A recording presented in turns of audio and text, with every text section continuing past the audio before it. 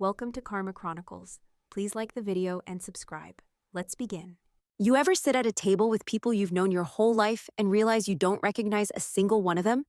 We were halfway through Sunday dinner when it hit me. My name's Maggie. I'm 38 years old and live in Lexington, Kentucky. We were eating Mom's roast, same as every week. Potatoes, carrots, her dumb little rosemary sprig sticking out like she's a damn chef. But something was off. Everyone was too still, too quiet.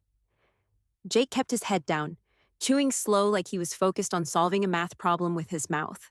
Hannah scrolled on her phone like she couldn't care less, but her eyes kept flicking up just for a second, always toward me. Mom smiled, tight, polite, weird. Like the smile you give someone right before firing them. And Tom? Well, Tom was the worst. He didn't speak, just cut his meat in perfect slices, forked them in like a machine.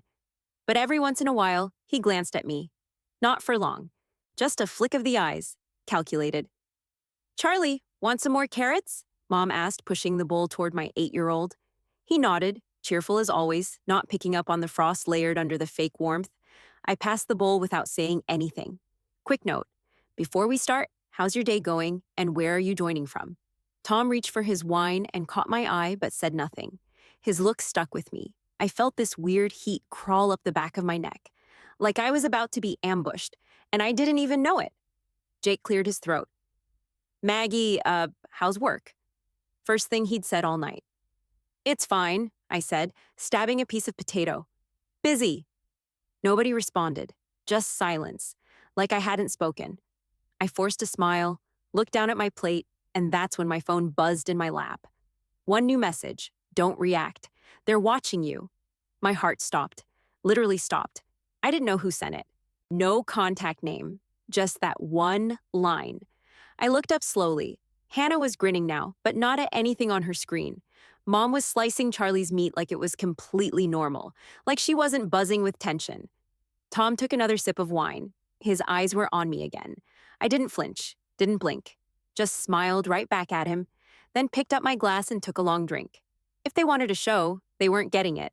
Not tonight. I grabbed Charlie's plate and stood up. He's full. I'm putting him to bed. I didn't wait for anyone to argue. I walked out, my pulse loud in my ears. I got Charlie upstairs and into bed, tucked him in without saying much. He was out fast, like always. Kid could sleep through a tornado. I turned off the lamp, closed the door behind me, and went straight to my room. The second I walked in, I knew something was off. I live in that room.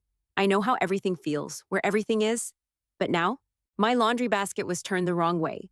A pair of jeans I'd folded 2 days ago looked unfolded, wrinkled in the wrong places. My pillow was moved, just slightly, but not how I leave it. And the bed frame? It wasn't flush against the wall anymore, like it had been pulled out and pushed back. I closed the door, locked it, and stood there, just breathing. Was I losing it? Maybe. Maybe that message had me paranoid. But then I looked up and stopped breathing. There was a smoke detector on the ceiling. White, round, new. I never installed that. My chest tightened. I walked slowly under it, stared at it hard.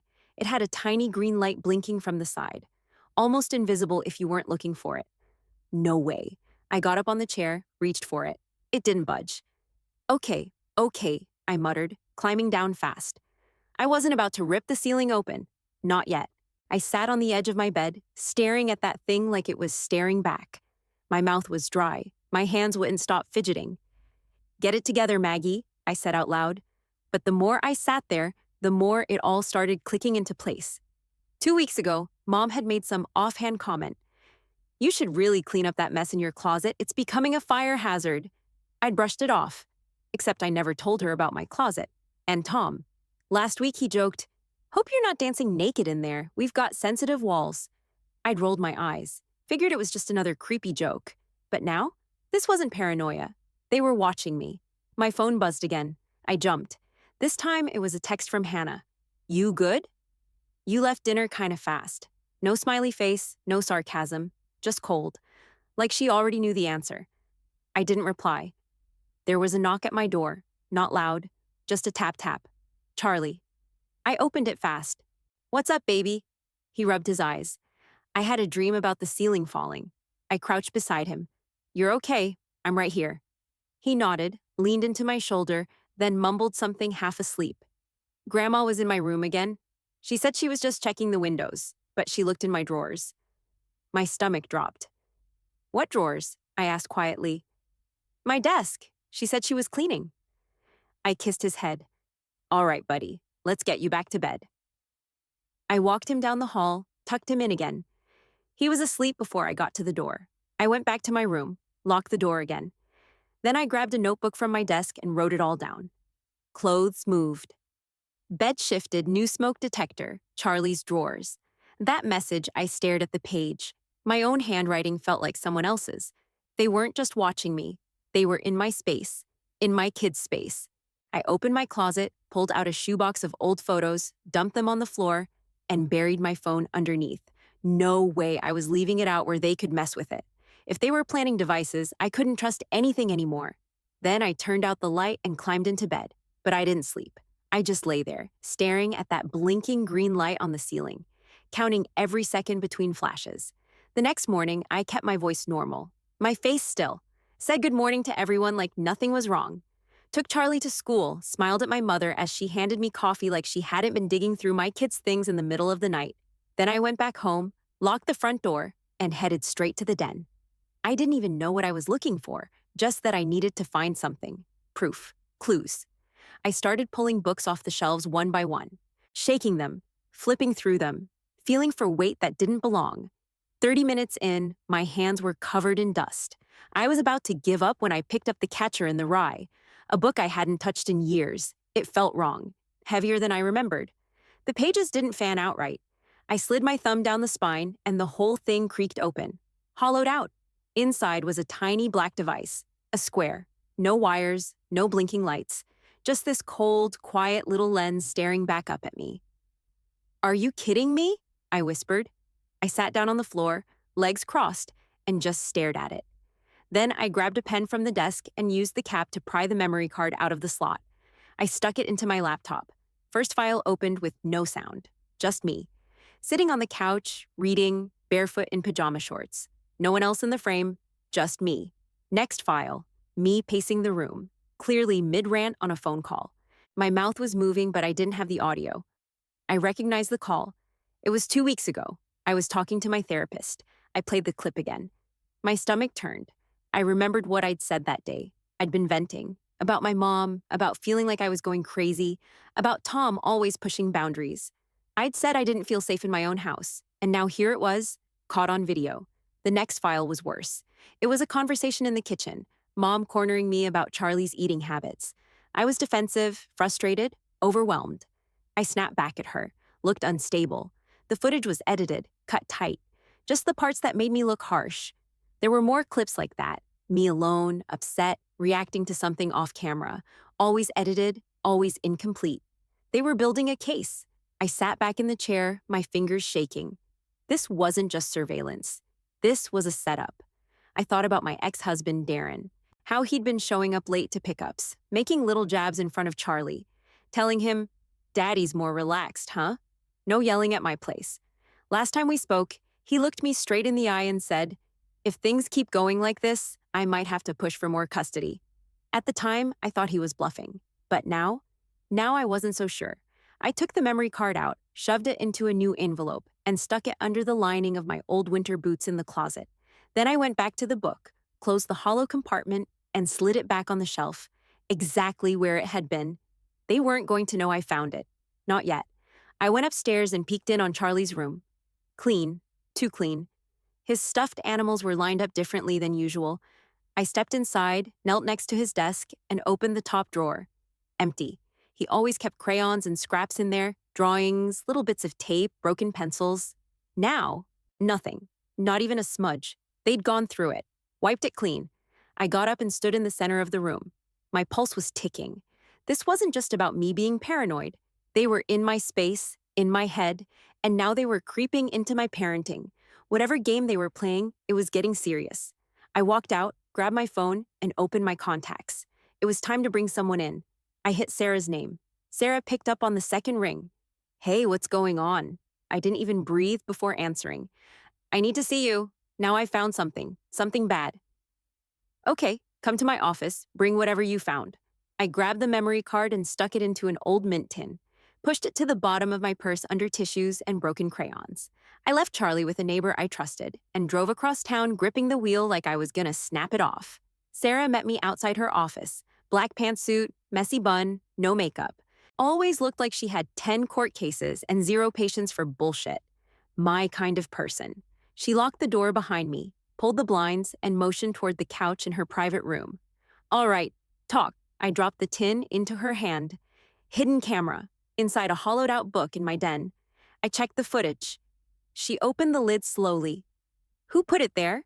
My family. I'm sure of it. They've been moving stuff around, planting things. I found a fake smoke detector in my bedroom. And Charlie? He said my mom's been going through his drawers. Sarah's face hardened. She plugged the card into her laptop and clicked through a few files. It didn't take long. She froze at the silent footage of me pacing on the phone. Jesus, she muttered. Is this your therapist call? I nodded. She kept watching, then clicked to the kitchen clip. My tone, my body language, it all looked bad if you didn't know the full story. This is serious, she said. They're not just watching you, they're building a narrative. I sat forward. For what? Why would they? Custody, she said flat out. You said Darren's been pushing. You think he's doing this alone? Someone's feeding him this. If these clips make it into the wrong hands, it'll look like you're unstable, maybe even unfit. I shook my head, hard. Number. That's not happening. They won't take Charlie. Then listen to me, she said, eyes locked on mine. You need to stay calm. No emotional reactions, no confrontations. Not yet. They're invading my house. What do you mean stay calm? Because they want you to react, she snapped. They want footage of you losing it. If they're setting you up, they're expecting that. I clenched my fists. So what? I just let them do it? No, she said, lowering her voice. You collect everything. Video, audio. Write down anything suspicious. Times, dates, names. The more detailed, the better. I looked down at my hands. They were shaking again. Sarah leaned in. You need to build your own case. If we jump too soon, it could backfire. You don't want to look like the one with something to hide. I felt heat rise in my face. They're watching my kid. My mom's in his room while I'm asleep. You know how sick that is? I do, she said, which is why I need you sharp, not emotional. I stared at the wall behind her, breathing through my nose. All right, I said finally. I'll play along. But if they try anything else, I swear. Document it, she said. Don't explode. Don't give them what they want. She stood up, grabbed a legal pad, and scribbled something down. This is a private investigator I've worked with. Discreet, trustworthy. If you're ready to bring him in, let me know. I took the paper, folded it once, and shoved it into my back pocket. What's the end game? I asked. What's the actual plan? We gather enough evidence to expose the manipulation, prove intent, and protect your custody. And if your family is linked to any of it, they get pulled into the fallout too. I nodded, slow and heavy. She walked me to the door. You're in a war now, Maggie. Act like it. No fear, no hesitation. I stepped outside into the parking lot, sun glaring straight into my eyes. My throat was tight. I felt like I was already halfway buried in court filings and depositions, and we hadn't even started. This wasn't going to be fast, wasn't going to be clean. But I wasn't backing down. I got home from Sarah's and walked through the front door like nothing had changed. Tom was on the porch fixing the railing he'd already fixed twice. Hannah was sitting in the living room pretending to read, and Mom was humming in the kitchen, stirring something too fast. I walked right past them, said, "Hey," like it was any other day, and went upstairs to get to work. First thing I did was tape a voice recorder under the dining table. Then I tucked a second one behind the laundry basket in the upstairs hallway. I set up my phone to run a voice memo every time I stepped into a room with any of them. Everything was backed up to the cloud. I wasn't going to let them bury me with clips taken out of context, not when I could dig up the truth. It didn't take long. 3 nights later, I was walking past the half-closed guest room door when I heard Hannah say my name. I stopped. "Just push her," she said, whispering. "You know how she is. She'll lose it eventually." "She's already on edge," Mom replied. "You saw her at dinner. It's building." They didn't know I was 5 feet away. Phone already recording in my back pocket. "You need to be the one to trigger it," Mom added. "If she lashes out at you in front of Charlie, that's the goal," Hannah cut in. One breakdown on camera, and Darren's golden. He said he'll take care of the rest. I froze, my lungs locked up. They were coordinating with my ex. I kept walking before they could notice the shadow by the door. I went straight to my room and locked the door, heart pounding like a war drum in my chest. I sat on the floor, hit stop on the recording, and played it back. There it was, clear as day. I emailed the file to Sarah with the subject line, "They're working with Darren." Next morning, I stayed quiet, no reactions. I let Mom make her little comments and let Hannah fake smile over coffee. But now that I knew what I was looking for, everything popped out like a highlighter on paper. It was constant. At breakfast, Mom looked at Charlie and said, "You know, sweetie, your mommy works so hard. Sometimes she forgets to eat, huh?" I watched his face. He looked confused, like he didn't understand if she was joking or not. She laughed right after, but I saw what she was doing. "Mom, I eat just fine," I said calmly. "Oh, of course you do," she said, too sweet. "Just saying, I worry about you." That went in the notebook, along with the date, the time, and exactly what she said. That night, Hannah picked a fight over the dishwasher, said I loaded it wrong, said I didn't teach Charlie manners, said I was snappy lately. I smiled through all of it. "You okay, Hannah?" I asked. "You seem tense." She blinked like I'd slapped her. "No, I'm good." "Good. You just seem really on edge." She didn't say another word. 2 days later, I caught another gem. I was walking Charlie to the car when Mom knelt beside him and said, "You be good for Mommy today, okay? And if you ever feel scared or sad, you can always come talk to Grandma." That one made my blood boil. But I just smiled and kissed Charlie on the head. "We've got a fun day planned, don't we?" He nodded, bright-eyed, no clue what was going on around him. Back inside, I checked the hallway recorder, got the whole conversation. Each day, the pattern got clearer. Mom kept planting doubt. Hannah poked and poked, waiting for me to explode. Tom stayed mostly silent, just watching, always watching. It wasn't just manipulation, it was strategic. I had over 10 hours of audio by the end of the week, a dozen small videos, notes, timestamps, behavior logs. And Sarah was building a case, said the material was damning as hell. I started mapping things out. How to corner them, how to lay it all out without tipping them off. No more playing defense. No more letting them write my story for me. I had the footage. Now I needed the stage. The following Monday, Sarah walked me into a glass-walled office downtown and introduced me to Evelyn.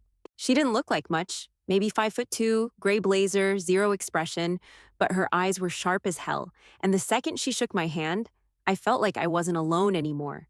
Sarah didn't stay. She just said, "You're in good hands," and left me there with the woman who might be my only shot at keeping my son safe. Evelyn closed the blinds. "You brought the files?" I handed over a flash drive and my notebook. All the recordings, videos, timestamps. I labeled everything. She plugged it in and started scanning. "This is a lot of material." "They've been careful," I said, "but not that careful." She opened a folder labeled Hannah and Eleanor, Kitchen Audio. Hit play.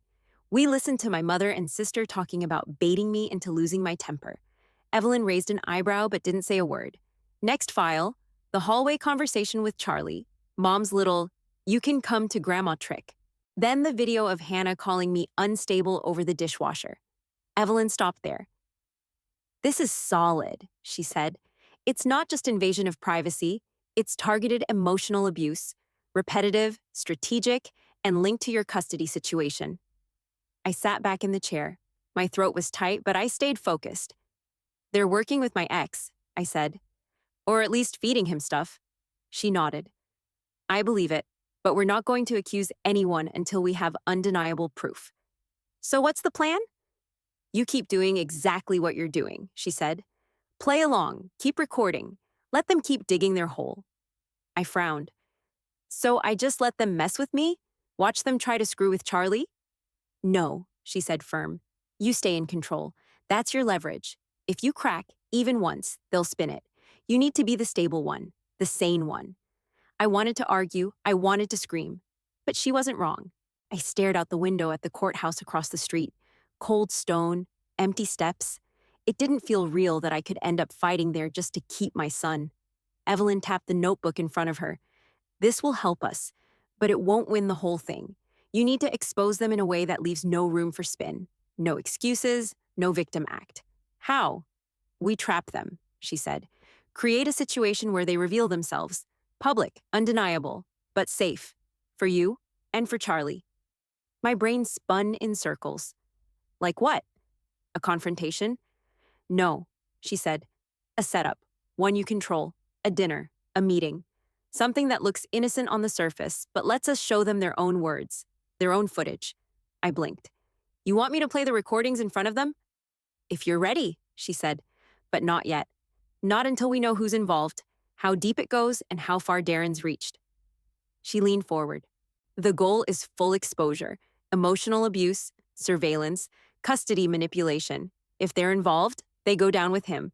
I nodded, slowly. And Charlie? Your priority? She said. Always. This is about protecting him, not revenge. Keep him shielded. Don't let him see the cracks. I rubbed my temples. He's already confused. He knows something's wrong. Then make sure he sees you steady. He'll remember that more than anything. Evelyn pushed a legal pad toward me. Write down any change in behavior. His, yours, theirs. Keep everything. We build our case brick by brick.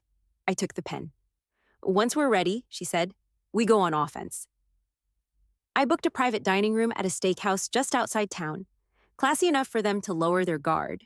Casual enough not to raise questions. I told them it was a thank you dinner for helping out with Charlie so much lately.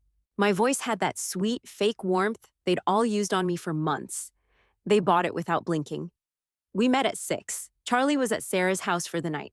My nerves were raw, but I smiled through all of it. I wore a navy dress, pulled my hair back, looked calm, controlled. Nothing in my expression gave me away. Tom shook my hand at the door. Hannah gave me a stiff hug. Mom kissed my cheek like I was 5 years old. Such a nice place, she said, sliding into her chair. You didn't have to do this. Of course I did, I said, settling across from her. We're family. The technician was already in the back room, waiting. We'd done the test run earlier that afternoon. One cue from me, and he'd hit play. The waiter came. Orders were taken. Drinks arrived. Wine for everyone but me. I stuck with water. Clear head, no mistakes. Conversation was hollow. Jake talked about work. Tom mentioned a leak in the garage like it mattered. Hannah brought up some crazy drama at her yoga studio. Every sentence felt like a knife being slowly twisted. I nodded. I smiled. I asked about their days. Inside, I was counting down every second. Mom finally looked at me. You seem rested? Things going okay with Charlie? Yeah, I said, cutting into my steak. Better than ever. Tom raised his glass. Glad to hear it. He's a lucky kid. Hannah didn't say anything. Just sipped her wine and watched me. Her eyes kept drifting to my hands, maybe checking for a twitch, a crack. Not tonight. Dessert was served. I barely touched mine. I waited until they were halfway through the key lime pie before I stood up. I actually have something for you guys, I said. Tom paused mid-bite. What kind of something? A little thank you project. Just sit tight. I stepped to the wall panel, tapped twice. 10 seconds later, the screen dropped down from the ceiling, lights dimmed, and the room went dead quiet. The first clip played. Mom's voice, low and sharp. Just keep pushing her. She'll crack. She always does. Hannah. If she snaps in front of Charlie, Darren's got her. Tom dropped his fork. Next clip. Mom kneeling in front of Charlie. If mommy ever scares you, you tell grandma, okay? You can always come stay with me. Then a shot of Hannah whispering to Tom by the back door. She's unhinged. She's going to mess that kid up. Nobody breathed. Then came the kicker. Darren on a phone call, recorded in my driveway. If Eleanor and Hannah can keep her agitated, I'll get everything I need. Full custody's not out of the question. I turned to face them. They looked like corpses. Mom's face was ghost white. Hannah was staring at the screen like it might burn her. Tom? He stood up slowly, hands in his pockets, then sat right back down. I've been recording for weeks, I said, calm, steady. Every lie, every whisper, every manipulation. And now it's all backed up and logged with a lawyer. Hannah finally opened her mouth. Maggie, listen. No, I stepped closer. You listen. You tried to make me look unstable. You tried to rip my kid away. You trespassed, spied, schemed like cowards, and you thought I wouldn't fight back. Mom looked ready to speak. I held up my hand. Don't. Just don't. The technician stepped out and handed me a flash drive. I pocketed it. Civil suits are coming, I said. Restraining orders too, and if Darren thinks he's walking away clean, he's in for a hell of a surprise. Tom looked at me. First time he spoke all night. You're overreacting? I laughed. Not even close. This is me just getting started. I grabbed my coat and walked out. Didn't wait for dessert to end. Didn't look back. I didn't even make it to my car before Darren showed up. I should have expected it. He never let anyone else pull his strings for long. Someone had clearly warned him. Maybe Tom, maybe Hannah. Either way, he was already walking through the restaurant lot, fake grin plastered across his face, like this was some casual visit. Mags, he called out, hands open. What the hell was that? I didn't answer. I stepped aside, held the door, and motioned for him to follow. Inside. We're not doing this in the parking lot. He hesitated, just a flicker, but came in. The dining room was still half lit, my family frozen in place around the table. No one had touched their drinks. The screen was still down. Darren scanned their faces, then looked at me. Is this a setup? I walked to the table, pulled a thick manila envelope from my bag, and dropped it onto the center plate. Play the video, I said to the tech. The footage rolled again. I didn't speak. I didn't even blink. I just stood there while my entire world unraveled in front of them. Darren's voice came on, clear and unmistakable. If Eleanor and Hannah can keep her agitated, I'll get everything I need. His expression cracked, just barely. That could be edited, he said. You don't have proof of context. Don't insult me, I cut in.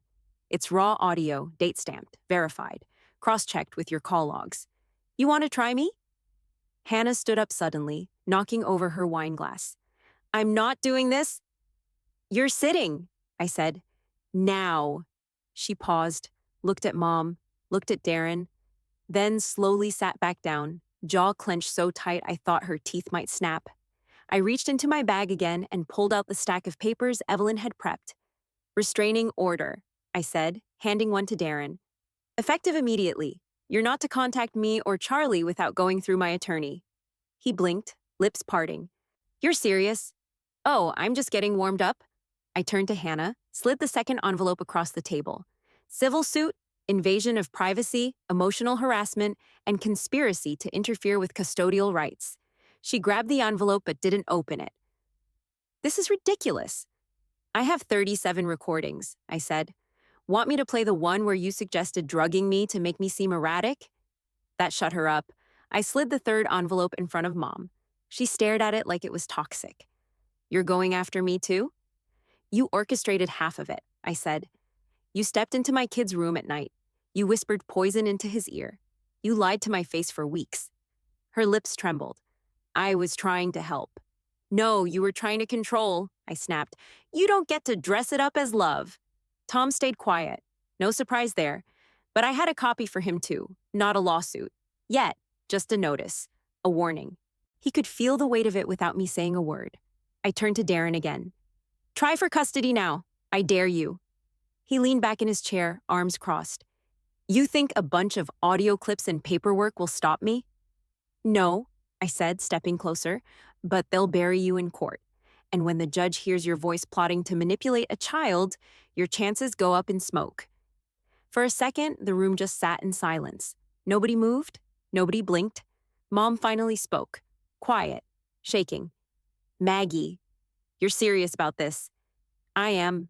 Tears welled in her eyes. But we're family? No, I said. You stopped being that the minute you turned on me. The screen went black behind me. I grabbed my bag, looked them all over one last time. If any of you come near my house, my job, or Charlie again, there won't be another warning. Darren stood halfway, trying to say something, but I cut him off with a look. This is done, I said.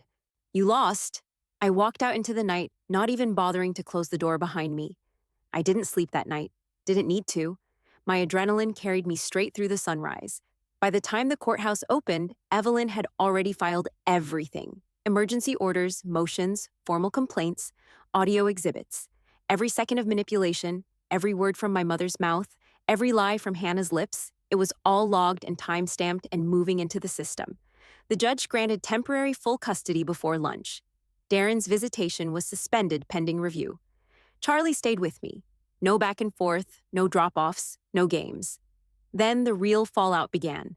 Mom's job at the district library, gone. Quietly retired after news of the privacy violations hit. Hannah's yoga studio started bleeding clients within 48 hours. Word spreads fast when you're caught trying to set up your own sister. Tom's business got dragged online. Reviews, screenshots, clips. Even the ones where he didn't say anything made him look complicit. People noticed the silence. I didn't gloat. Didn't post a thing. Just watched them drown in the mess they created. Sarah found us a realtor. Evelyn helped secure the court order banning contact from any of them. 3 weeks later, I packed up the last of Charlie's books and shut the door on that house for good. We moved to a small brick rental on the other side of town. Nothing fancy, just quiet, private, hours. Charlie ran from room to room that first day, grinning like it was Christmas morning. "This one's my room, right? I want to paint it blue." "You can paint it any color you want," I told him. That night, we sat on the back steps eating grilled cheese, listening to the cicadas. No tension, no whispers behind doors, no cameras and books. He leaned against me and said, "You're not sad anymore." I wrapped my arm around him. "No, baby, I'm not." It wasn't over. I knew that. Darren would fight back eventually. There'd be more hearings, more paperwork, more people pretending to care while quietly choosing sides. But for the first time in years, I wasn't playing defense. I had proof. I had my son. I had peace. That was more than enough, for now. When Charlie fell asleep, I sat at the kitchen table, pulled out my notebook, and turned to a fresh page. Next moves. I started writing.